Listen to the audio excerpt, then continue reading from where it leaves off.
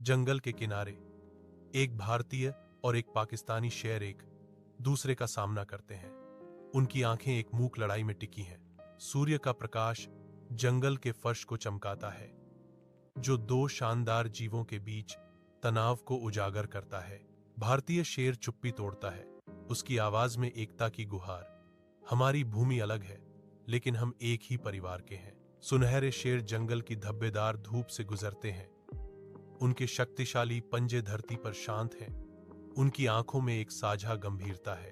पाकिस्तानी शेर की आवाज दृढ़ता से गूंजती है।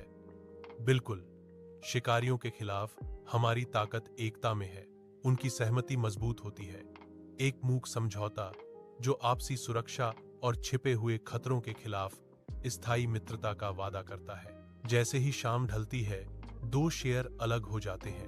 जंगल के दिल में उनके बीच स्थायी मित्रता का एक मौन वादा गुजरता है। वे शांति का संदेश फैलाने की कसम खाते हैं। उनकी प्रतिबद्धता पेड़ों से गूंजती है। प्रत्येक शेर अपने घर की ओर मुड़ता है, अपने दिलों में एकता की गर्मी लिए हुए।